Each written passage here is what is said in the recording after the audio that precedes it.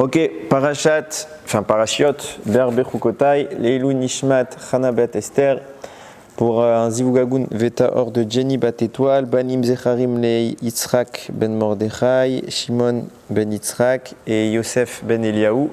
Et une refoua shelema très rapide pour le Rav Eliaou Ben Fradi, Bezrat Hashem. On va lire deux parashiotes ce Shabbat, c'est Ber Bechukotai. Béar, le sujet principal, c'est la Shemitah, le Yovel. C'est principalement ça. Donc ça sera, c'est le Shabbat de la terre. De même qu'on a le Shabbat dans la semaine, pour nous, on a le Shabbat pour la terre. Une fois tous les 7 ans, on laisse la terre se reposer et on va faire un cycle comme celui du Homer. Souvent, la paracha de Béar, elle sert comme elle tombe tout le temps pendant le Homer, elle sert de support pour parler un peu du Homer parce que c'est le même fonctionnement. C'est 7 fois 7 pour arriver après à la 50e année, qui est celle du Yovel, de même que nous on arrive au 50e jour, qui est le jour de Shavuot. Et la paracha de Bechukotai, elle est plus tristement connue pour ses malédictions, mais elle contient aussi également des bénédictions. Mais c'est vrai que quand on arrive à la montée des malédictions, généralement, il y a même des chazanim qui lisent un peu plus bas, pour pas qu'on entende fort. Il y a plein de gens qui n'aiment pas monter pendant ce passage-là. Bon, c'est pas des belles augures, mais il faut savoir que dans le sens profond, il n'y a que des brachot. Il faut savoir les trouver, mais dans le sens profond, ouais, c'est que des brachot. À un moment, j'avais un kiff de prendre les malédictions et de trouver la bracha qu'il y avait dedans. J'ai fait quelques shiurim déjà sur ça, même dans Kitavo, des fois on fait comme ça. Bon, j'ai pas fait toutes les malédictions qui sont dedans, mais bon, des fois c'est très méanienne de voir la Tova. Mon fils, il m'avait raconté une belle histoire de son Rav. Il m'avait dit que un jour c'est une histoire chassidique, mais je l'ai trouvé très jolie. Il y a un jeune homme qui, à chaque fois qu'il était à la choule, il entendait Parashat Kitavo, Parashat Bechukotai. Bon, c'était son père qui lisait, tout allait bien, bon, tout se passait normalement. Un jour, son père, malheureusement, il est parti, et donc c'est trouvé un nouveau chazan dans la synagogue. Et le monsieur, toute l'année, il lit, l'enfant n'a pas de réaction. Quand il arrive aux malédictions de Bechukotai et aux malédictions de Kitavo, le monsieur se met à pleurer. Et il dit, Ribono Shel Olam, c'est horrible ce qu'on vient de lire. Alors les gens disent, je comprends pas, c'est pas la première année que tu le lis, tout le temps tu lui fais non. Quand papa il lisait, moi j'entendais que des brachot. Son père c'était un tzaddik, et il entendait que des brachot de sortir de la bouche de son père. Il dit, quand mon père lisait, je voyais pas le mal. Maintenant que c'est quelqu'un d'autre qui lit, qui n'est sans doute pas à la même mahala, je ressens qu'il y a du mal dans ce qu'il dit. Mais des fois, quand quelqu'un il est dans une dimension tellement, elle est sainte et raffinée que des fois, quand il parle, il va dire des choses atroces, parce que c'est ce qu'il doit lire. Mais de sa bouche, on sent que c'est pas atroce, comme s'il y avait quelque chose de doux qui était dissimulé. Bon, c'était pour la petite histoire, hein, c'est pour dire que malgré le côté négatif apparent, il y a toujours quelque chose de positif. Il y a pas de mal qui sort d'Hachem. Il faut toujours l'avoir à l'esprit. Allez, on attaque. Donc on va s'arrêter sur les premiers psukim de Bechukotai pour entamer un sujet qui est vraiment compliqué mais très passionnant. Im Bechukotai telechu vet mitzvotai tishmeru va'asitamotam. Si Bechukotai, un chok, c'est une règle qu'on ne comprend pas, qui n'a pas de sens apparent. Si mes décrets, vous les suivez, vet mitzvotai tishmeru, et mes lois, mes mitzvot, vous les gardez, va'asitamotam pour les pratiquer. Venatati gishmichem beitam, je donnerai les pluies en leur temps.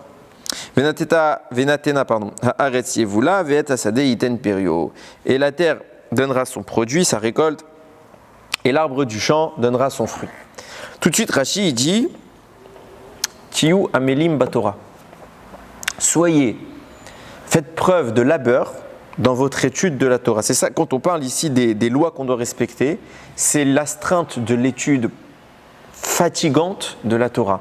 La Torah, ça ne doit pas s'étudier en rêvant, avec un téléphone à côté, en pensant à autre chose, en discutant au milieu, en buvant un café. La Torah, ça doit s'étudier avec fatigue. On doit se fatiguer pour la Torah. Et c'est quelque part le gage pour qu'on ait les pluies. Alors, dans un sens premier, on comprend. Hein. On se dit bien que une pratique sérieuse de la Torah et des mitzvot, c'est le gage d'une bonne santé spirituelle, du shefa, de tout ce qu'on aurait besoin dans la vie. Bien évidemment, c'est vrai. Et encore, il faudrait le nuancer. Mais on ne peut pas passer à côté de ce détail que c'est dans la bracha de la pluie que cette idée est mentionnée. Ça veut dire qu'il y a quelque chose qu'on va essayer de mettre en avant maintenant, qui est vraiment de l'ordre du très profond et que la pluie va nous mettre en exergue. Je m'explique tout de suite. Quand Akadosh Baruch Hu crée le monde, il fait apparaître les végétations. Il dit, Taché arrête, que la terre se mette à faire. Bon, que le monde devienne vert, qu'il y ait les plantes, qu'il y ait les arbres, qu'il y ait tout ce qu'il faut. Seulement, on a un autre pasouk, au 2e chapitre de la création, qui dit comme ça. Donc on a déjà fini la création du monde. Enfin, Hachem a déjà fini la création du monde, l'homme existe. Et il fait un bilan de tout ce qu'il a fait Hachem dans le 2e chapitre. Il écrit Vechol Siach Hasadeh, Terem Yeh Baaretz, et tout le produit de la terre avant qu'il ne soit sur terre. Vechol Esev Hasadeh, Terem Itzmar, et toute l'herbe des champs avant qu'elle ne pousse. Ki lo imtir Hachem Elokim alaretz, parce que Dieu n'avait pas fait pleuvoir sur la terre. Ve'adam ha'im la'avod et ha'adama, et il n'y a pas d'homme pour travailler la terre.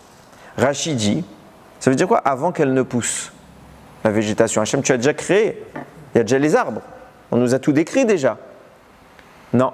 Rashi dit tout est resté en dessous de la terre. Rien n'a poussé. Hachem, il a créé l'élément. Il est viable, il est fonctionnel, mais il n'est pas actif. Pourquoi? Parce qu'on sait très bien que pour faire sortir la verdure, il faut de l'eau, il faut la pluie. Et Hachem dit, il n'y a pas d'homme.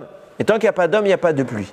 Il fallait attendre qu'Adam Arishon intervienne, prie Hachem, et à ce moment-là, la pluie est apparue. Mais sans ça, si Adam n'avait pas eu la jugeote de demander à Kadosh Baruch Hu d'intervenir pour faire tomber la pluie, alors le monde serait resté chas v'shalom sec. Sec en ce sens où il n'y aurait pas eu de produits végétaux. Il fallait vraiment que l'homme intervienne.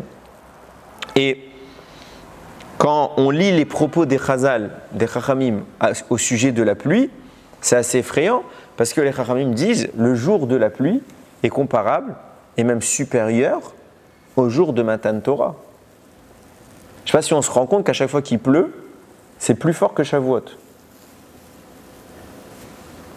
C'est énorme. Le Midrash poursuit. La première phrase que je viens de citer, c'était une Gemara. Maintenant, il y a un Midrash qui dit c'est plus grand que la création du monde. Je ne comprends pas. C'est juste de la pluie. Qu'est-ce qu'on est en train de dire ici? C'est plus grand que tout. La pluie descend et c'est plus grand que tout. Et quand on va tout de suite aller dans la notion du remez, de l'allusion, on a un adage connu qui dit En Maïm et la Torah. Il n'y a de mention du mot Maïm que pour insinuer la Torah. Ça veut dire quoi? Ça veut dire qu'évidemment que l'eau qui coule, bon, on va inscrire ça dans un cadre, un phénomène naturel. C'est comme ça que le monde existe et c'est pas nouveau, c'est pas quelque chose de rare. Donc oui, le monde a besoin de l'eau et oui, l'eau coule. Dans le phénomène naturel, la pluie c'est quelque chose de, on va dire, banal, nécessaire, vital même, mais banal. Mais ce qu'on essaie d'insinuer, c'est que la présence de la pluie insinue la tombée de la Torah depuis le ciel jusqu'à la terre. Et c'est ça qu'il va falloir qu'on comprenne. Qu'est-ce que ça signifie que En Maïm et la Torah? Donc quand il pleut, c'est la Torah qui est en train de descendre et de rejoindre le sol. Alors il y a une histoire qui est connue que, enfin d'abord avant ça, il y a le Midrash, il rapporte sur ce même passage, il dit, quand on dit qu'il n'y avait pas d'homme pour travailler la terre, d'après Rashi, c'est qu'Adam, il fallait qu'il prie. Le Midrash va apporter une autre dimension. Il dit, à l'image d'eux, quand on dit qu'il n'y avait pas d'hommes, on parle de deux hommes. Quand on dit qu'ils étaient à plat, c'est des hommes qui n'étaient pas là, c'est à l'image d'eux. Eliyahu Hanavi et Choni Améhagel, qui par leur tfila ont réalisé le prodige de la pluie, je vais expliquer tout de suite, et ont permis de grandir le nom d'Akadosh Baruch Hu. Donc en fait, quand Rashi explique dans le sens simple, Adam n'était pas là pour prier, bon d'accord. Mais en fait, ce qu'on essaie ici d'insinuer, c'est qu'en réalité, l'objectif profond de la pluie, c'est de faire ce que Eliyahu Hanavi et Choni Améhagel ont réussi à faire. Les deux hommes, et c'est intéressant de les cibler parce que ce n'est pas les seuls qui l'ont fait dans l'histoire, mais pourtant le Midrash ne cite que, les deux hommes vont faire le miracle de la pluie. Je vais raconter dans le long du Dvar Torah chacun des miracles. On va commencer par celui de Choni Améhagel. Peut-être vous le connaissez. Choni Améhagel, c'est rapporté dans la Gemara que Masechet Ta'anit, qu'il y a eu une année où presque tout le mois de Hadar était terminé et il n'y a pas eu de pluie en Eretz. Il n'y a pas eu de pluie. Alors ils ont tous été voir, ils ont envoyé les Chachamim d'aller voir Choni Améhagel. Choni Améhagel, ça veut dire Choni c'est son nom, Améhagel, celui qui fait des cercles. Pourquoi? cet homme a une bracha particulière. Chaque fois qu'il prie Hachem, Hachem l'exauce pour la pluie. Il a une bracha en rapport avec la pluie. On ne dit pas qu'il ne fait pas d'autre chose, mais sa particularité, c'est la pluie. Alors ils appellent Choni. Choni, il se met à prier et la pluie ne tombe pas. Qu'est-ce qu'il fait? Il fait un cercle par terre, dessine un cercle, il se met au milieu, il dit « Je ne bouge pas d'ici tant qu'il ne pleut pas ». Vous imaginez la scène? Un homme qui parle comme ça à Hachem. Je ne bouge pas d'ici, et il ne blague pas. Il ne bougera pas tant qu'il ne pleut pas. Donc il s'est mis dans le cercle, il a dit je ne bouge pas, et la pluie a commencé à tomber. Après la Gemara donne des détails, au début c'est tombé doucement, puis après c'est tombé fort, puis après, à chaque fois il a ajusté. Mais il a dit je ne bouge pas d'ici tant que la pluie ne tombe pas. Et la pluie, Baruch Hachem, elle est tombée. C'est ça, c'est pour ça qu'on l'appelait Choni Hagel, l'homme qui fait des cercles, parce qu'il se met au milieu d'un cercle, et il met quelque part des menaces contre Dieu. C'est pour ça qu'après, la Gemara raconte qu'il y a un rav qui s'appelle Shimon ben Shetar qui est venu, qui lui a dit si ce n'était que tu étais Choni, je t'aurais excommunié du Ham Israël. Je t'aurais chassé. Pourquoi? Parce que c'est un manque de respect vis-à-vis d'Hachem. À qui tu es pour menacer Dieu, pour lui donner des ordres? Qu'est-ce que tu veux que je fasse contre toi? Tu es comme un fils qui fait des caprices et papa il écoute. Alors je peux rien faire contre toi, mais c'est dérangeant ce que tu fais. Ça, c'est l'histoire de base de Choni. Ce qui est moins connu, c'est la fin de l'histoire. La Gemara rapporte après, quelques lignes plus tard, parce que c'est une longue histoire, je voulais abréger parce qu'on ne va pas passer notre temps à la raconter. Elle raconte une autre histoire concernant Choni. Choni, la Gemara dit, toute sa vie, il était dérangé par un pasouk qu'on dit dans le Teilim, Beshuvat Etzion, Ainu Kecholmim. On parle de quoi? Du moment où on est revenu de l'exil de Babylone. Et il dit, vous savez qu'on a été chassé du premier temps, avec la destruction du premier temps par Nebuchadnezzar, on est parti 70 ans en exil, et sous l'égide de Ezra, on est revenu après.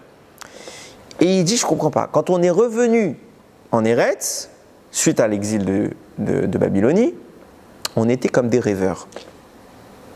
Il dit, ça existe un rêve qui dure 70 ans. Toute notre vie jusqu'à maintenant, on rêvait, et maintenant on ouvre les yeux parce qu'on retourne chez nous. C'est le sens premier, mais lui, le mot, il est fort. Il y a Ayam Itztaer.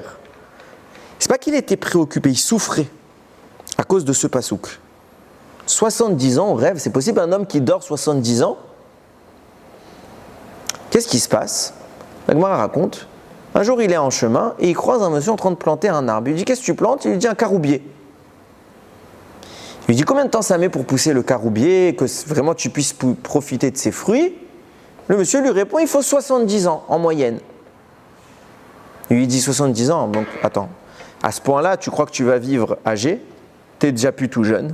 Si tu dois encore attendre 70 ans pour profiter de ses fruits, comment tu peux rêver de... C'est pas possible. Le monsieur lui répond, non, mais moi quand je suis né, j'ai eu au monde plein de caroubiers. D'où ils venaient ces arbres? Mes ancêtres les ont plantés pour que moi je puisse en profiter. Donc moi aussi je fais pareil pour mes enfants. Je ne compte pas profiter de cet arbre, mais j'ai l'espoir que mes enfants puissent un jour manger de ces fruits, c'est pour eux que je plante. Ok, l'histoire continue, il s'assoit et il mange du pain. Il s'endort. Et là il est incorporé dans un rocher, dans lequel il va passer 70 ans à dormir. 70 ans, il dort. Disparu. Les gens l'ont cru mort. Sa famille ne le revoit plus. 70 ans, personne ne le voit. Il se réveille au terme des 70 ans, il sort de son rocher, et il voit l'âne qui était son âne, il voit plein de bébés, enfin plein d'enfants ânes, toutes les générations suivantes. Surpris. Et il voit quoi? Il voit des gens en train de manger du caroube. Et il pose la question aux gens qui mangent, il lui dit, c'est toi qui as planté ce caroubier? Il dit, non, c'est mon grand-père. De là, il comprend qu'il a dormi 70 ans, parce que pour pouvoir manger du fruit de cet arbre, il fallait attendre 70 ans, il a vu le monsieur le planter, donc il y avait 70 ans d'écart. Ok. Il retourne dans sa maison, il dit, est-ce que le fils de Choni, il est là? Le fameux Choni Hagel, ils lui disent, non, son fils, il n'est plus là, mais il y a son petit-fils. Il voit son petit-fils, il lui dit, qui je suis Choni Hagel. Son fils, il lui dit, vous plaisantez, c'est une blague, c'est pas drôle, bye. Il ne croit pas. Ok. Il va au Beth Midrash. Comme par hasard, il arrive à ce moment-là, il entend les Chachamim dans le Beth Midrash en train d'étudier, en train quelque part de se vanter, à dire, vous savez, on a un srout énorme, c'est qu'on a une connaissance de la Torah aussi limpide que la connaissance qu'avaient les gens à l'époque de Choni Améhagel. Pourquoi? Parce que Choni Améhagel, il était tellement érudit que chaque question qu'on lui posait, il savait répondre. Donc les gens, pour eux, la Torah, c'était comme du miel. Ils avaient toutes les shélotes, elles avaient une réponse. Alors il les écoute. Il dit, vous savez que je suis Choni Améhagel. Il écoute leur débat et tout, il connaît tout. Je suis Choni Améhagel. Ils lui ont dit, non, t'es pas Choni Améhagel. On ne peut pas croire. On a connu son fils, on a connu son petit-fils, il est vivant, et toi, t'es Choni Améhagel, t'es aussi jeune qu'eux. On ne peut pas te croire. Il était triste. Il a dit à Hachem, tue-moi. Tue-moi. Et Hachem l'a tué. Il l'a retiré du monde. Mais cette histoire, je vous promets, elle ne veut rien dire, parce qu'il y a plein de shélotes qu'on va poser, mais moi, j'ai regardé les commentaires, il n'y en a pas beaucoup qui expliquent vraiment tout. Il n'y en a aucun qui explique tout. Je vous garantis, il y a 0 commentaire qui explique toutes les shélotes qu'on va poser maintenant. Le seul qui nous donne un peu d'aide, c'est le Ben Ishraï. Dans son livre Ben Yehoyada, il va nous ouvrir la porte à la réflexion. Mais Bémet, j'ai été surpris que personne n'explique ce passage. Qu'est-ce qu'il veut nous dire? Plusieurs questions. Première question, c'est quoi qu'il était mystère? Il y a un passage qui te dérange quoi? Tu ne comprends pas le sens simple du texte? Le sens simple du texte.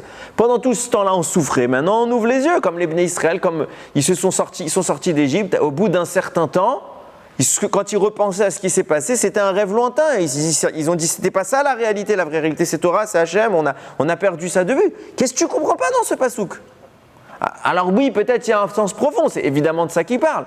Mais au point que toute ta vie, t'es dérangé, tu souffres de ce pasouk. Les mots ont un sens. Il y a écrit, il souffrait. Qu'est-ce qui te fait souffrir? D'accord, tu comprends pas, c'est difficile pour un Talmid Chacham. Souffrir. On continue.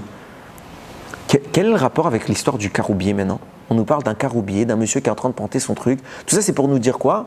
Pour nous faire le calcul, pour que Choni plus tard, il fasse le calcul de combien de temps il a dormi. Parce qu'en voyant le type qui plante son caroubier, en voyant que le caroubier il a donné des fruits, on sait qu'il a 70 ans. Il y avait besoin de ça? Demande la date. Nous, les Juifs, on compte les dates de tous les Rosh Hashanah depuis Briat Haolam. Demande la date. Pourquoi tu fais tout un cheshbon, nous raconter l'histoire d'un monsieur qui plante un caroubier? On s'en fiche, ça n'apporte rien à l'histoire. Troisième point, il dort 70 ans. C'est quoi cette histoire? Pourquoi Hachem le fait dormir 70 ans? D'accord, il a peut-être une réponse à lui donner. Donne-lui. Envoie-lui un Talmid Chacham qui va lui expliquer, envoie-lui Eliyahu Hanavi qui va lui donner un dévoilement. Mais c'est quoi cette histoire? Tu le fais dormir 70 ans pour qu'il comprenne que c'est possible de dormir 70 ans et d'être en rêve pendant 70 ans. C'est absurde, ça n'a pas de sens. On continue. Il se réveille, on nous raconte la première chose qu'il voit, c'est quoi? C'est les bébés ânes et le monsieur en train de manger le caroub. Il rentre au Beth Midrash comme par hasard, mais vraiment comme par hasard, ils sont en train de parler de qui? De lui. Ah, le hasard fait bien les choses. Ça fait 70 ans qu'il n'est plus dans ce monde. Première fois qu'il met le pied dans un Beth Midrash, c'était quoi la probabilité que bidiouk, au moment où il rentre, on parle de qui? De Choni Améhagel. Les choses sont bien faites. On continue. Il veut mourir. Personne ne croit que c'est lui qui veut mourir. Qu'est-ce qui le dérange? Le kavod. Je suis Choni et tout le monde m'ignore. Je comprends pas. Les Chachamim, c'est devenu des gens qui courent après le kavod. C'est ça, Choni Améhagel, le fameux Choni Améhagel. Il fait des miracles, monsieur. C'est vrai que ça l'importe peu, le kavod. Et dernière question, sans doute la plus importante. Comment on connaît cette histoire, nous? Puisque personne ne l'a cru. Les Chachamim de l'époque, ils l'ont pas cru. Alors comment on sait que c'est vrai? Comment on sait qu'au final c'était Choni? S'ils ne l'ont pas cru. Alors on aurait dû classer l'histoire sans suite et dire il y a un écervelé qui est rentré au Beth Midrash et fin de l'histoire. Vous croyez que toutes les fois que dans l'histoire il y a eu un écervelé qui est rentré en se faisant dire je suis Mashiach ou je suis ça, je suis ça, je suis ça, les gens ils en ont fait une histoire, ils l'ont écrit dans la Gemara, on ne s'en sortirait plus. Donc ça veut dire qu'au final ils l'ont cru ou ils l'ont pas cru? On voit bien que elle n'a pas de sens cette histoire. Et je vous promets, mis à part le Ben Yehoyada qui donne, à mon goût, quelques pistes de réflexion intéressantes, j'ai rien trouvé. On va essayer de réfléchir ensemble et peut-être de construire un raisonnement. Il vient le Ben Yehoyada, il amène au nom du Harizal dans Sha'ar HaKavanot. Il dit, il faut savoir que la nuit on ne fait pas rien. La nuit, bien sûr notre corps se repose, mais notre âme travaille. Et il y a d'immenses réparations qui se produisent dans le monde. Donc j'ai feuilleté le Sha'ar HaKavanot, il explique là-bas de quoi il parle. Bon, je ne vais pas expliquer maintenant, mais il y a dans les sphères célestes, il y a des choses très importantes qui se passent et que quand nous on monte, on les provoque et on redescend, on profite de ce qui s'est passé dans les dimensions d'en haut.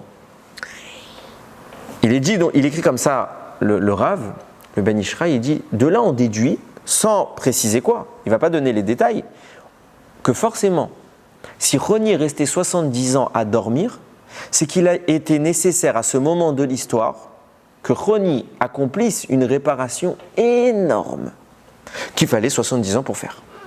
Nous, on a comme capacité une nuit et toutes nos nuits cumulées. Lui, c'était 70 ans pour aboutir ce à quoi le monde avait besoin à cet instant. Et c'est ça qu'il explique le Ben Yehuda. Il y a eu un immense tikkun à ce moment-là. Quoi? Il n'en parle pas. Pourquoi il parle d'un tikkun? Pourquoi il fallait que ça dure 70 ans? Pourquoi il fallait qu'il dorme? On ne sait pas. Mais il y a eu un tikkun. On va essayer d'y revenir. Et il ajoute, d'ailleurs, comme je l'ai dit, retenez bien, hein, à son réveil, qu'est-ce qu'il voit? Les gens en train de manger le caroub et les bébés de son âne. Bon, il continue le Ben Yehuda, il dit maintenant comment ils ont cru à cette histoire? Il dit une évidence, c'est Eliyahu Hanavi qui a prévenu. Il est venu, une fois qu'il est mort, pour que ce monsieur soit enterré avec le kavod qui lui est dû. Eliyahu Hanavi est intervenu, il leur a dit sachez que le monsieur qui vient de mourir, il n'a pas menti, c'était bien Roni Améagel. Alors il dit tout de suite, mais pourquoi il ne lui a pas dit tout de suite? Pourquoi il n'est pas venu avant, quand il était vivant? Dis-leur, c'est lui Roni Améagel. Réponse, il dit parce qu'il devait mourir. Il devait mourir, pourquoi? Parce qu'on était dans une situation ambiguë. On a un monsieur qui a dormi 70 ans, donc techniquement il a dépassé le stade de la mort, puisqu'il aurait dû mourir dans cette période. Donc comment on considère ce moment où il dort? Est-ce qu'on considère ce moment comme il dort comme étant absent du monde, et donc le temps est figé de son point de vue? Ou est-ce et donc dans ce cas-là, puisqu'il était absent, il lui reste encore plein de jours de vie? Ou est-ce qu'on considère ce moment-là comme non, d'accord, tu avais un grand tikkun à accomplir, mais c'était ta vie, donc tu dois mourir. Comme Halakha, il dit comme ça le Ben Ishraï, Halakha Lemaaseh, en réalité il devait mourir. Seulement pour pas que ce soit perçu par Roni comme étant quelque chose de pas sympathique, Hachem l'a mis dans une situation où lui il a demandé la mort. Pour que on ne dise pas, ouais, t'as vu Hachem, attends, tu me fais dormir 70 ans, maintenant tu me fais souffrir, je t'ai rien fait. En plus, justement, pendant 70 ans, tu sais, comme il a dit Ben Ishraï, il a accompli d'énormes réparations. Donc, qu'est-ce que tu veux de mieux? Pour pas qu'on en arrive à ça, Hachem l'a mis à ce que lui-même veuille mourir. Et enfin, pourquoi il a voulu mourir? C'est quoi cette arrogance qu'il voulait tant de gloire? Il dit non, chas v'shalom, c'est pas du tout la gloire qu'il cherchait. Mais il n'y a rien de plus horrible pour un rave que de ne pas avoir d'élève. D'avoir un savoir et que personne ne te croit quand tu veux le dire. Pourquoi? Parce que personne ne sait que c'est Roni Améagel. Et quand il aurait dit des choses du niveau de Roni Améagel, les gens auraient dit non mais c'est trop grand, sur qui tu t'appuies pour dire ça? Réponse, il aurait dit sur moi, je suis une autorité suffisante. Lui, il aurait dit mais t'es qui toi, on ne te connaît pas. Donc tout ce qu'il aurait dit aurait été remis en cause et on n'aurait pas pu le recevoir. Et il compare ça, il dit Chas v'Shalom, c'est comme une femme qui vient d'avoir un enfant, qui a le lait à lui donner, mais que l'enfant est malade, il ne peut pas le boire. Vous imaginez la souffrance de la mère, qu'elle voit son enfant dépérir et elle ne peut pas lui donner à boire? Ça c'est momentané que le temps de la maladie de l'enfant. Là c'était toute la vie de Roni. Il a dit si un rave, il a pas d'élèves à qui transmettre, pas qu'édaille de vivre. Pas qu'édaille de vivre. Il a pris pour mourir. Alors, bien évidemment, le Ben Yehuda n'a pas répondu à toutes nos questions. On va essayer de pousser le raisonnement plus loin. Et je dis bien que tout ce qu'on va dire maintenant, c'est Bederer Efchar. C'est une possibilité que j'avance personnellement. Vous avez tout à fait le droit de me contredire si vous n'êtes pas d'accord avec ce que je veux dire. Concernant Roni, quand je cite un rave, c'est que c'est une référence. Ça vous ne pouvez pas le contredire, c'est le rave. Quand c'est le raisonnement que vous pourrez peut-être ne pas accepter. Mais je pense qu'il se tient. Il y a écrit comme ça, le Rama Mipano, il dit, le Rama Mipano c'est un grand kabbaliste qui a écrit plusieurs choses et parmi ce qu'il a écrit un sefer sur les Gilgulim, sur les réincarnations. Et il va dire quelque chose qui m'a beaucoup surpris.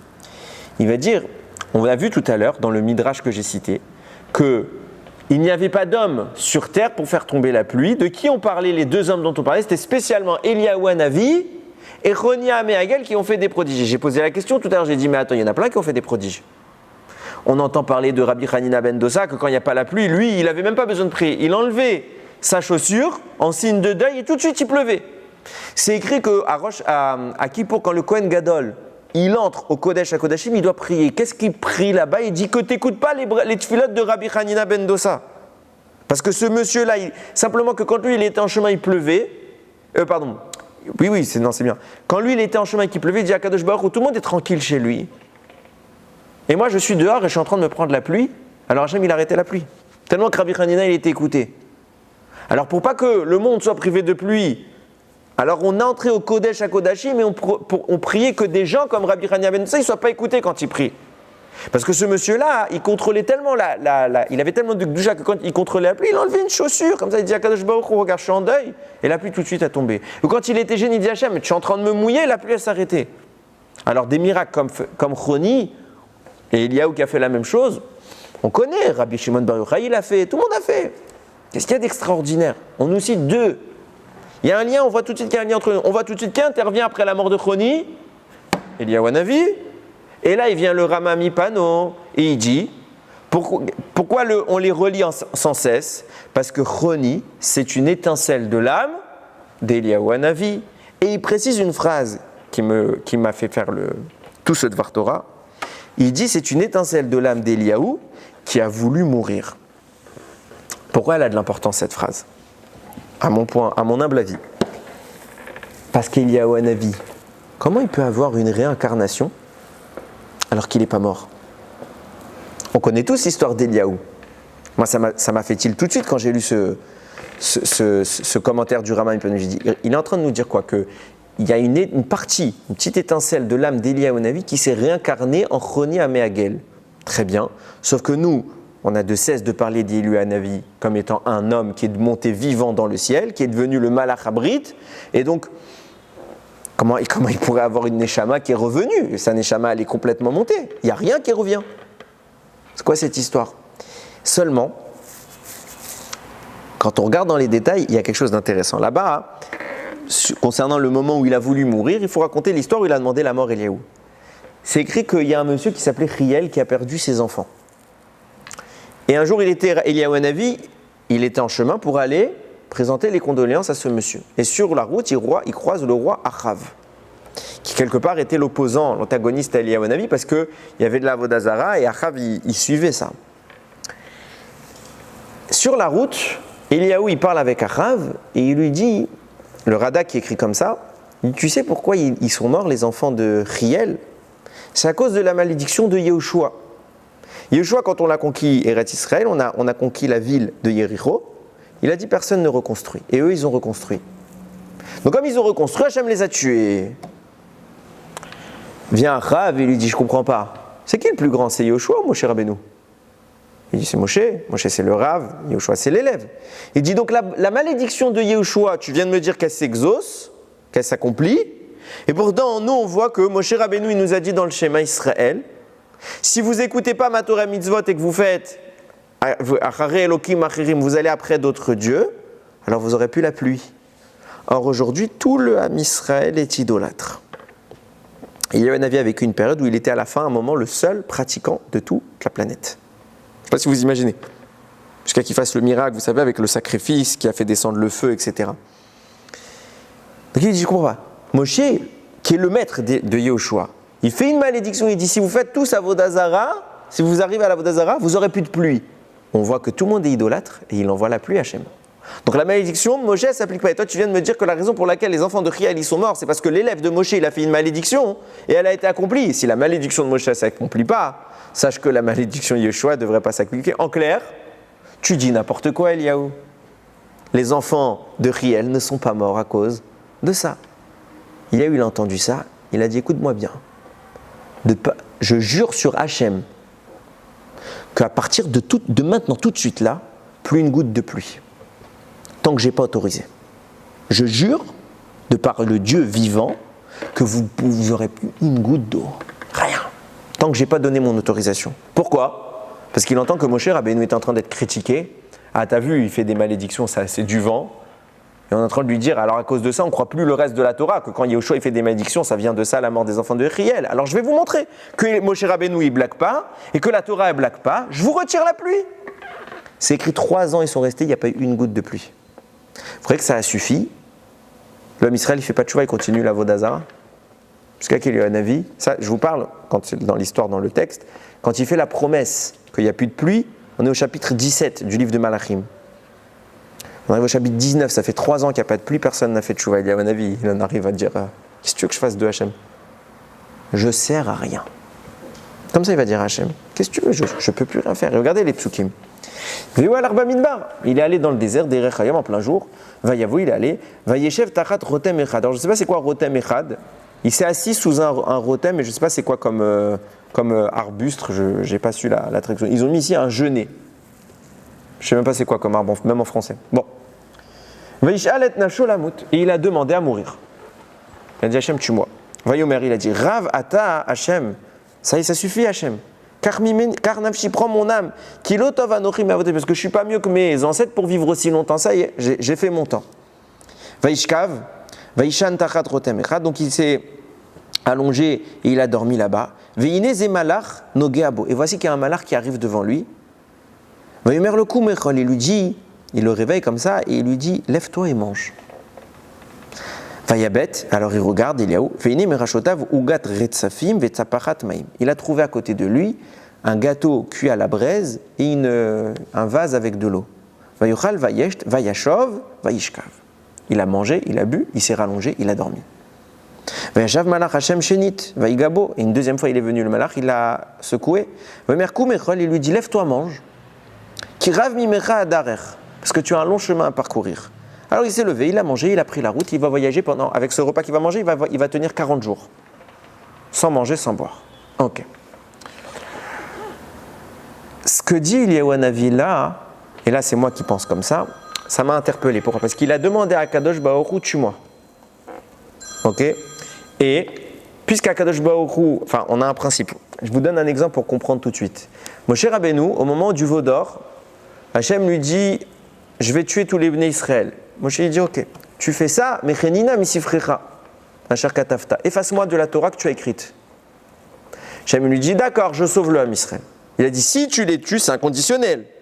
Il dit si tu les tues, moi je ne veux pas être inscrit dans ton Sefer, ça ne m'intéresse pas de faire partie de cette histoire. Qu'est-ce qui se passe? Hachem dit non, je veux te garder, je ne tue pas le Ham Israël. Il nous a sauvés grâce à ça. Et quelque part donc, conclusion, il ne devrait pas l'effacer, puisqu'au final, puisqu'il ne nous a pas tués, donc Moshe, il a fait un conditionnel. Si tu les tues, efface-moi. Donc si tu ne les tues pas, tu me laisses. Il n'a jamais demandé à être effacé puisqu'il nous a finalement sauvés. Et pourtant, Parashat Tetzavé, Moshe n'est pas inscrit une seule fois de tout le texte.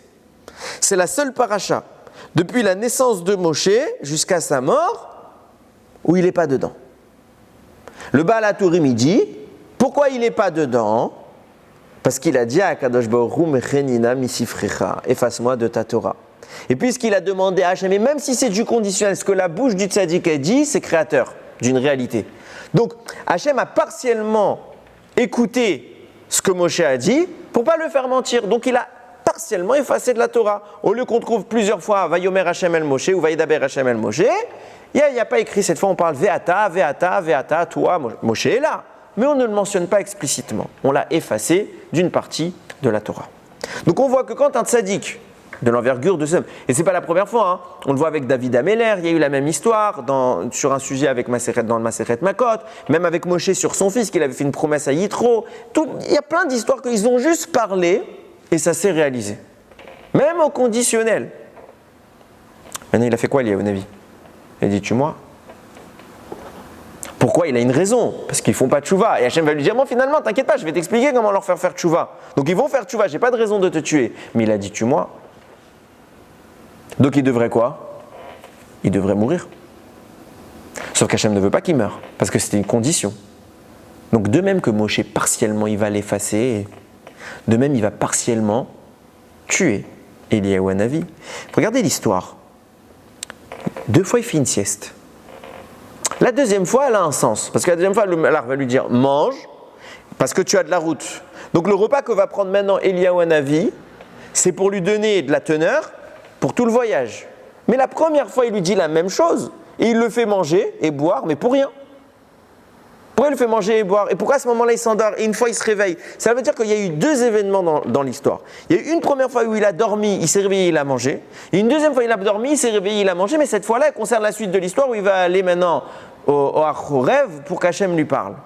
Mais la première fois, elle ne fait pas partie de la suite de l'histoire. Donc elle est intrinsèquement distinguée. Elle se suffit à elle-même, c'est une histoire à part entière.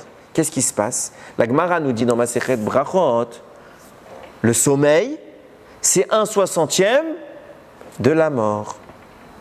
Maintenant, Pederech Efshar, encore une fois, je dis que c'est ma supposition. Qu'est-ce qui est en train de se passer? Eliyahu a demandé à Kadosh Baruch Hu, tue-moi. Hachem ne veut pas le tuer, mais il doit quelque part un peu le tuer. Donc qu'est-ce qu'il va lui faire? Il va lui faire dormir un petit peu. Et qu'est-ce qui se passe à ce moment-là? Il va lui prélever un peu de sa neshama pour tenir la promesse, pour tenir la requête d'Eliyahu Hanavi. Et un bout de la neshama d'Eliyahu est retiré. C'est pour ça que regardez la suite du texte, il s'endort, parce qu'en dormant, c'est là que la neshama perd une partie de son essence. Et l'ange lui dit, mange. Et il trouve quoi? Ugat Retsafim, des gâteaux cuits à la braise. Le Malbim écrit, c'était pas des vrais gâteaux, hein. C'est spirituel, c'est quelque chose de rouhani. Il est en train de le purifier, de le sanctifier, de l'élever. Mais pourquoi faire maintenant? Tu vas lui redonner à manger, tu vas lui donner à manger qui va lui tenir 40 jours. La deuxième nourriture ne suffisait pas. En quoi il avait besoin d'une première nourriture spirituelle? Réponse, peut-être. C'est que comme Eliyahu Hanavi a demandé à mourir et qu'Akadosh Baruch Hu est en train d'accomplir sa volonté en de lui retirant une partie, alors il faut maintenant le renforcer spirituellement. Parce qu'il a perdu une partie de sa neshama. Et puisqu'il a perdu une partie de sa neshama, Akadosh Baruch Hu va le nourrir spirituellement pour qu'il reprenne un peu des forces. Et après, il y a la deuxième histoire où il se rendort, mais cette fois, c'est pour vraiment aller au Achorev et que l'histoire d'Eliyahu continue. Mais la petite parenthèse, de la première sieste qu'il a fait, du premier repas, c'est pour lui, c'est pas pour le reste de l'histoire. Maintenant, on commence à comprendre quelque chose. Qu'est-ce qui se passe? Beaucoup plus tard, puisqu'il y a une partie de la Neshama d'Eliyahu Hanavi qui est partie, qui est sa réincarnation de ces Nitzot. C'est pour ça que le Rama Mipano, il disait, c'est une étincelle de l'âme d'Eliyahu Hanavi qui a demandé à mourir. Pourquoi tu me précises qu'il a demandé à mourir? Parce que sinon, il n'aurait pas pu avoir une étincelle de l'âme d'Eliyahu, parce que s'il n'avait pas demandé à mourir, sa Neshama allait monter, il est vivant à Dayom. C'est pour ça, maintenant, il va faire quoi, Roni Amé Hagel? Il y a écrit dans le texte Ag Uga. Et traduction, il a fait un rond. Mais Ag Uga, ça ne veut pas dire il a fait un rond. Comment on dit un cercle? Maagal, Igoul. C'est pour ça qu'on l'appelle Amé Hagel. Mais là, il y a écrit Uga. Uga, ça veut dire quoi? Un gâteau. Et il a fait quoi? Nous, Ramim dit, il a fait un rond. On nous dit il a fait un gâteau, mais il a fait un rond. De quoi tu parles? C'est ce qu'on est en train de parler. C'est quoi le rond? La lettre qui correspond au rond? Sa mère, valeur numérique, 60. Il vient, il fait un rond, il se met au milieu du rond pour insinuer quoi? Sache que Eliyahu Hanavi, il dit l'insinue à Kadosh Baruch Hu, Hachem il sait, mais il joue sur ça. Il dit, je suis le Gilgul d'Eliyahu Hanavi, que tu lui as enlevé 1/60e de sa neshama, c'est pour ça que je fais un Samer. Pour faire allusion 60, et je me mets au milieu parce que moi je suis 1 du 60. Et de même qu'Eliyahu Hanavi, il a eu le koach de priver le monde de pluie et de leur redonner après la pluie. Alors comme je suis sa réincarnation, moi aussi j'utilise cette force et renvoie maintenant la pluie. Je ne bouge pas de là. Pourquoi? Pas parce que je suis un frimeur, parce que c'est moi Eliyahu Hanavi. Et c'est pour ça qu'il a dit, il a fait un gâteau. Parce que quoi? Quand Eliyahu Hanavi, on lui a prélevé l'âme de Roni, qu'est-ce qu'il a mangé tout de suite? Un gâteau spirituel. Il est écrit dans le texte, que je ne me trompe pas, Ugat Retsafim, que le Malbim traduisait comme quelque chose qui venait nourrir sa neshama. Pourquoi tu avais besoin de la neshama? Il dit, quand Eliyahu Hanavi, tu lui as donné à manger pour sa neshama, c'est parce que tu étais en train de me donner vie à moi. Et maintenant que je suis Roni Amé Hagel, moi-même la réincarnation d'1/60e d'Eliyahu Hanavi, alors tu lui as donné la pluie, j'ai le même corps que lui, fais tomber la pluie. Et bingo, ça marche. Maintenant qu'on a dit ça, on peut commencer à comprendre l'histoire du rêve. Parce que la Gemara a dit, le rêve, c'est 1/60e de la prophétie. Et on commence à tout comprendre. Qu'est-ce qui se passe? Dans sa précédente vie, qu'est-ce qu'il est Roni? Il est Eliyahu Hanavi. Il est prophète. Mais aujourd'hui, le Beth Amidash a été détruit, le premier Beth Amidash a été détruit, et la prophétie s'en est allée avec lui. Donc il n'y a plus de prophétie, il nous reste quoi? Le rêve, 1/60e à nouveau. Et il dit, Ribono Shel Olam, suite à la destruction du temple, tu nous ramènes et maintenant on n'est que des rêveurs. Ad Mataï, on n'est que des rêveurs. Ça veut dire quoi? Il dit, moi normalement je suis censé être Navi et je suis encore jusqu'à aujourd'hui, je suis qu'un rêveur. Aïnou Kecholmin, depuis qu'on est en exil, on est encore des rêveurs. C'est possible que ça dure aussi longtemps? Et on comprend pourquoi il était mystère, il s'ouvre parce que l'exil il commence à prendre fin et on ne voit pas que la prophétie revient. C'est possible de rester tout le temps des rêveurs? Rends-moi ma prophétie, rends-moi mon kouar de Névoie, je suis Eliyahu Hanavi. Hachem va lui donner une réponse. Il va le faire dormir 70 ans. Ce n'est pas juste une réponse. C'est non seulement qu'il va lui donner une réponse, mais une réponse active. Je ne comprends pas. C'est le problème qui le dérange, Roni. La Géoula, elle arrive quand? Ad Mataï. Ça y est, on en a. Combien de temps on peut rester en exil? 70 ans, ça suffit. Il ne peut pas admettre plus. Il dit c'est possible d'être des rêveurs toute nos vies, 70 ans. Hachem le fait dormir. Et il lui fait voir au réveil le Karoub et l'âne. Quel rapport? Quel rapport? Écoutez bien. Mais avant ça, je suis obligé de faire une intro. Le Gaon de Vilna, il écrit que, on sait que la Torah, elle se scinde en deux dimensions. Torah chez Birtav, Torah chez Béalpé. Torah orale, Torah écrite, Torah orale. Et Rahamim font la corrélation. Il amène tout le pasouk dans Azinu Hashamaim Vadabera, Vetishma Aretz Imrefi. Écoutez le ciel et je parlerai, et que la terre entende les paroles de ma voix. Et ils expliquent là, Moshe est en train de faire référence aux deux Torah, Torah écrite et Torah orale. Et la Torah écrite est assimilée au ciel. La Torah orale est assimilée à la terre. On comprend même dans le sens simple. Pourquoi? Parce que la Torah écrite, c'est Hachem qui nous l'a donnée immédiatement du ciel, tandis que la Torah orale, c'est l'homme qui l'a fait vivre. Donc elle est dans notre dimension, elle est terrestre. Maintenant, il se passe quoi? On a parlé, nous, depuis le début de la pluie. Quand Dieu a créé le monde, à la base, il y avait Maïm. Depuis le début, le souffle de Dieu plane à la surface des eaux. Il y a toujours eu l'eau. Et il fait quoi, Hachem? Meimer Elohim, il dit qu'il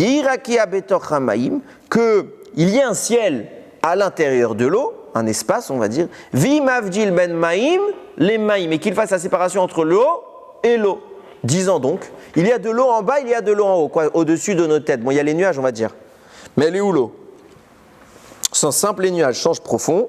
On est en train ici de faire la séparation entre Torah chez Birtav, Torah chez Béalpé. Il y a la Torah du ciel qui est affiliée à la Torah écrite. Il y a la Torah de la terre qui est affiliée à la Torah orale. C'est pour ça qu'Hachem il a fait une distinction entre l'eau d'en haut, En Maïm et la Torah. Il n'y a d'utilisation du mot eau que pour faire insinuation à la Torah. Et l'eau d'en bas, également la Torah d'en bas. Et il se passe quoi?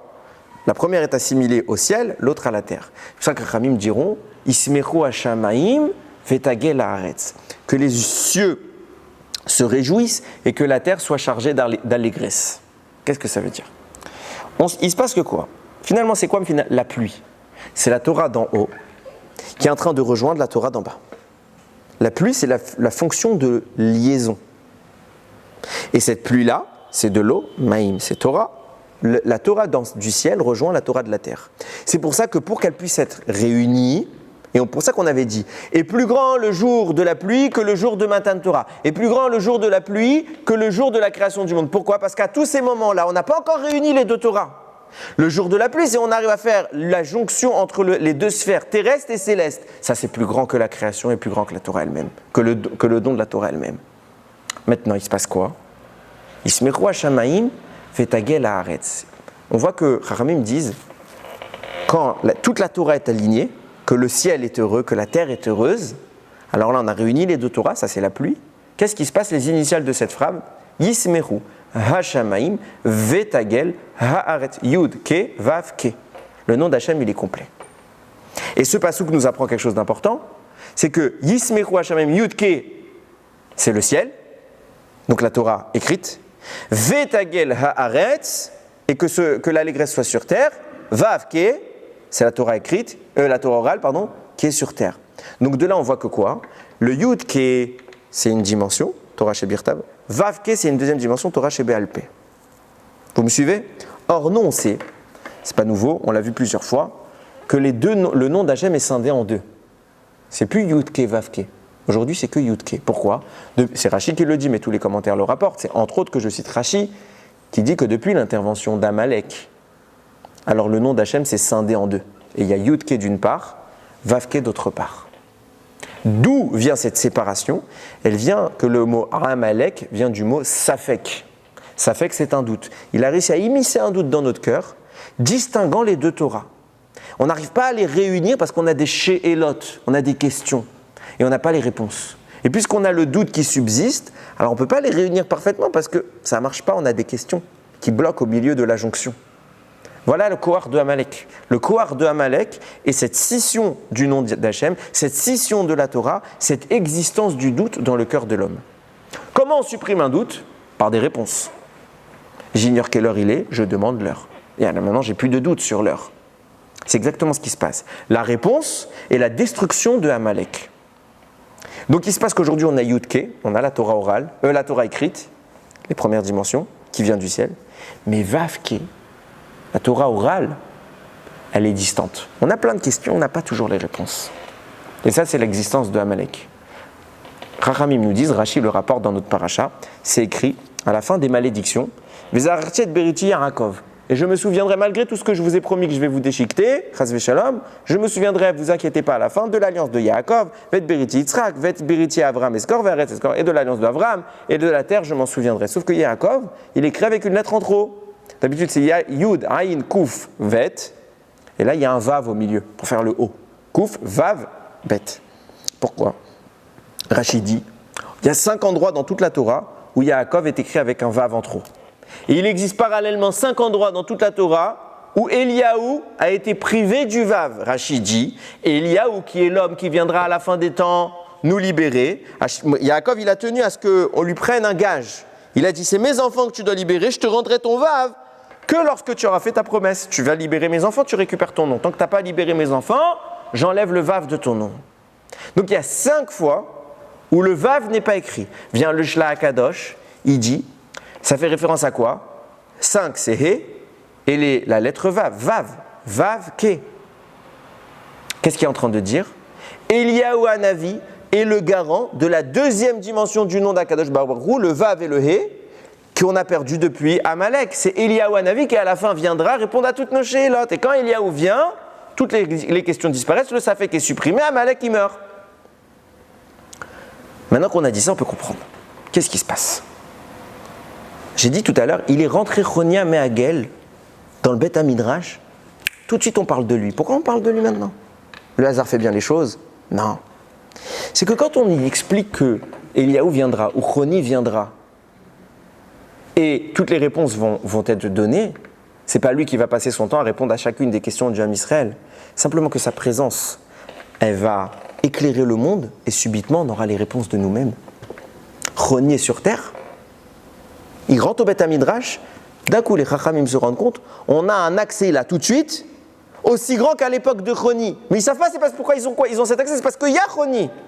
Quand Choni est là, il y accède aux choses. C'est pour ça qu'Akadosh Baruch Hu l'a fait dormir 70 ans, parce qu'il avait un tikkun énorme à faire. C'est quoi ce tikkun? C'est quoi la chose qu'on est en train de dire? Il manquait quelque chose chez Eliyahu Hanavi, on lui a enlevé une partie de l'âme. Il faut réparer ça maintenant. C'est pour ça qu'il va monter Bachamaïm et travailler 70 ans pour aboutir à une dimension qui est tellement grande où il va être en mesure de manifester la connaissance d'Eliyahu Hanavi dans le monde. Et quand il arrive, tout le monde parle de qui? De la Torah de Chonia Me'agel, qui alias n'est autre que celle de Eliyahu Hanavi.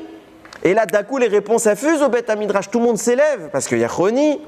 Seulement quoi? Le monde n'a pas atteint son tikkun. Personne ne reconnaît Choni. C'est pour ça qu'Akadosh Baruch Hu, quand il se réveille, il lui montre quoi? Il lui montre l'âne. Parce que Mashiach, il viendra à dos d'un âne. Le remède, c'est quoi? Il lui dit, mais bien sûr que tu as raison.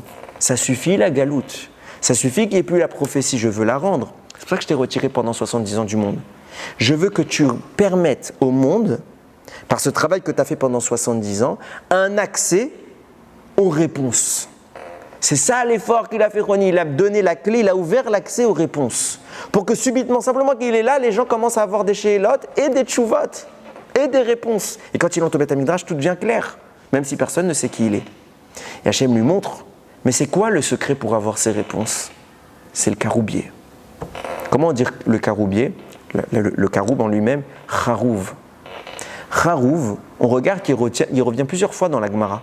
C'est un truc qui n'est pas cité une seule fois dans la Torah, mais dans la Gemara, très souvent. Rabbi Hanina ben Dosa, il est loué par la Gemara Parce qu'il se suffit de manger un cave, c'est un peu plus d'1 kilo, de karouv par semaine. Il mange que ça. C'est pas bon en plus. On le loue. On lui dit bravo. Et on connaît tous les fameuses histoires de Rabbi Shimon Bar Yochai, qui quand il est dans la grotte pendant 13 ans avec son fils, 12 ans plus 1 an, il va manger quoi? Que du karouv. Quelle est la racine du mot karouv? Charouv. Ça vient comme chorban. C'est une destruction. Comment ces gens-là ont eu accès à un gilouï, à un dévoilement? Ils ont mangé quelque chose qui les a détruits de l'intérieur. Ils ont annihilé leur corps. Et subitement, ils ont atteint une madriga qui est celle du miracle. Et c'est ça le secret. Il vient lui dire, maintenant que toi, Choni, tu as fait le tikkun de Eliaou, tu as dormi 70 ans. Alors grâce à toi, les réponses, elles sont disponibles.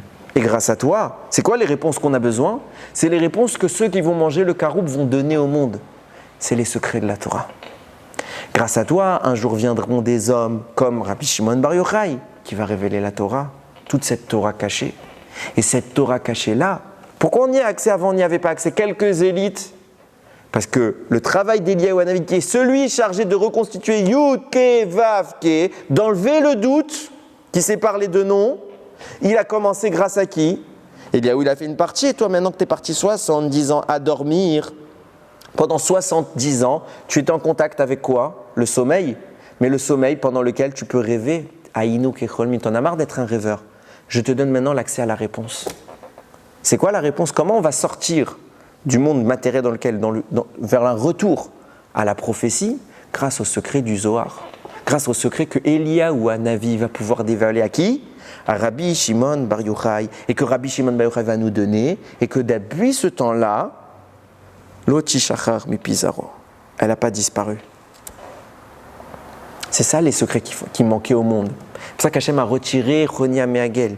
Il lui a donné le karouf pour lui faire comprendre. Il lui a donné l'âne. Mashiach viendra quand le monde aura un accès aux réponses. Et quand les réponses sont accessibles, le safek disparaît. C'est pour ça que Bassof, Hachem lui dit, mais il faut que tu finisses ton tikkun à Choni. Il faut que tu meurs. Parce que qu'est-ce qu'il avait dit, Eliaou? Je veux mourir. Il n'est pas mort. Alors il a perdu un bout de sa neshama, mais il n'est pas mort. Qui va faire qu'il va mourir? C'est toi. Tu vas venir et toi tu vas mourir. Et comme tu l'as demandé toi-même, c'est toi qui accompliras le tikkun. Et maintenant que tu es mort, alors tout de suite Eliaou Hanavi peut apparaître aux gens et leur dire c'était Choni. Je ne pouvais pas vous le dire avant parce qu'il fallait qu'il meure. Mais maintenant que Choni est mort, sachez que moi, Eliaou Hanavi, je suis libre, j'ai les mains libres pour vous révéler ma Torah. Et puisque je suis libre, va apparaître le Zohar. C'est pour ça que Ramim nous disent, à chaque fois que la Gemara elle pose une question et qu'elle ne donne pas la réponse, des fois elle est trop compliquée la réponse, et même les Chachamim de l'époque de la Gemara n'ont pas la réponse. Et elle dit Tekou. Ce qui veut dire ils se sont tus. C'est les initiales, Ramim disent, c'est les initiales des mots Tishbi, Yetaretz, Kushiot, Veibayot. Tishbi, c'est Eliaou Hanavi, Eliaou Tishbi. Yetaretz, il répondra aux difficultés et aux questions. Viendra à la fin des temps, Eliaou va répondre à tout. Qu'est-ce qui va se passer à la fin des temps? On va tellement réparer qu'on va rentrer dans la 50e porte de la sagesse. Il y a Nun Sha'arebina. Quand on arrive dans la 50e, c'est quoi la valeur, la lettre qui représente 50? Nun. Donc quand va venir Tekou, vous rajoutez un Nun, ça fait Tikkun. Le monde, quand il est réparé, c'est quoi le secret de la réparation? C'est le Nun, c'est l'accès à la 50e porte de la Torah. Et quand on a accès à la 50e porte de la Torah, c'est ce qu'Akadosh Baruch Hu explique à Choni, tu vas partir 70 ans à dormir pour faire des réparations énormes dans le ciel. Et une fois que tu as fait ces réparations-là, tu vas voir que le monde il va commencer à avoir des réponses comme si c'était toi qui les avais. Pourquoi? Parce que tu reviendras en tant qu'Eliaou Hanavi, tu compléteras son tikkun. Et il peut maintenant parler, il peut raconter au monde les secrets de la Torah. Et puisqu'il peut raconter au monde les secrets de la Torah, il va être en mesure de détruire Amalek. Et c'est ça le secret de la fin des temps. C'est pour ça qu'il lui a montré non seulement le karoub, le charouv en hébreu, qui est le moyen de détruire le corps, par lequel ces hommes d'exception ont eu accès au gilouï, au dévoilement d'Eliaou Hanavi. Il lui a montré sa conséquence de ce karoub, c'est l'âne.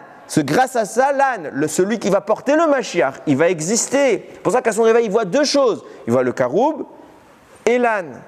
Et maintenant, tu es en mesure de faire venir la Géoula, et pas avant. T'en avais marre tu souffrais qu'on n'était que des rêveurs. Il dit, tu veux arrêter de rêver, tu veux me voir en vrai? Kabbalah. quand il y aura la Kabbalah, quand tu vas dévoiler les choses, toi, Eliavonavi, Choni, même histoire, tu vas dévoiler les choses à Rabbi Shimon Bar Yochai et que toute l'histoire va se faire et que grâce à ça, on va arriver au Zohar, à la lumière. C'est ça le tikkun. Mashiach, il peut venir, mais pas avant.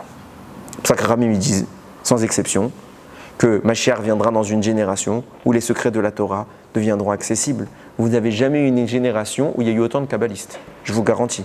Des grands kabbalistes, peut-être pas, comme on va parler de Baba Saleh, avant. Il y a eu des beaucoup plus grands qu'aujourd'hui. Mais la Kabbalah, aujourd'hui, vous avez des kolélim de Kabbalah. Et des gens qui parlent de Kabbalah Yomam Valayla. C'est extraordinaire. Ça veut dire que ce qui avant était totalement inaccessible, subitement, il s'est passé quoi ? On est plus nul que toute l'histoire, et nous, on peut parler de Kabbalah. Parce qu'on est dans la génération du tikkun. Parce qu'avant nous, il y a eu toute cette histoire que je viens de parler. Et c'est finalement la conclusion que je voulais apporter. On parle de l'Eiloula de Rabbi Shimon Bar Yochai. C'est le jour où on allume des brasiers entiers, on allume des flammes, tellement que sa neshama était grande. Parce qu'il a éclairé le monde. Et tout ça, ça s'est fait selon le cheminement. Là, je vous ai raconté quoi ? Une partie, c'était Choni. Il doit y avoir encore des milliers de ramifications sur d'autres sujets, etc. Comme Akadosh Baruch Hu. Comment il gère son monde ? C'est extraordinaire. Comment on peut douter quand on voit comment Akadosh Baruch Hu, chaque détail, il y a un sens. Il n'y a pas une phrase de la Torah, il n'y a pas de sens.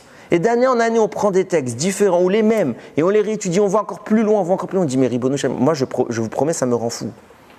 C'est passionnant. On peut y passer notre vie qu'on n'aura rien découvert, on aura quelques gouttes dans la mer. Tellement que c'est profond. C'est ça la Torah. C'est ça ce que eux voyaient. Ils voyaient des choses, Rabbi Shimon Bar Yochai, même le Harizal, il raconte. Il dit qu'en quelques instants, il avait des dévoilements qu'il lui faudrait 80 ans à expliquer. Le Harizal, qui est plus petit que Rabbi Shimon Bar Yochai, il disait à son élève Raphaël Vital, ce que je viens de savoir là, si je commençais à te l'expliquer, il faudrait que je te fasse un shiur de 80 ans. Vous vous rendez compte, c'était quoi ce qu'il savait ? Est-ce que nous, on se galère là pour une petite explication que j'ai mis des heures à trouver ? Combien nous, on galère alors qu'il y a une Torah qui est tellement douce, qui est tellement grande ? C'est celle du tikkun. Alors c'est pour ça que je dis, le jour de la Iloula, de façon générale, toute l'année, on a une chance, on a un accès aujourd'hui qui est sans précédent dans l'histoire. On ne peut pas louper ça. Yiratson, qu'Akadosh Baruch Hu, toujours il nous aide. Il faut prier pour ça parce que on le dit à Tachonel et à Adam Dat, qu'Hachem il nous donne le Dat. On prie d'avoir le Dat parce que c'est pas acquis. On prie Hachem, donne-moi la conscience spirituelle de te comprendre. Et pas de comprendre des belles histoires dont tout le monde se fiche. De te comprendre toi, la vérité, l'authenticité. Alors Yiratson, que par le srout de Rabbi Shimon Bar Yochai, par le srout du Zohar, par le srout de tous ces dévoilements, de tous les Chachamim qui nous ont fait ce cadeau extraordinaire de nous expliquer ce que nous étions incapables de comprendre, qu'on puisse baigner en permanence dans cette Gdusha, dans cette lumière, et que toute notre vie, on puisse avoir dans notre bouche que des mots de Torah.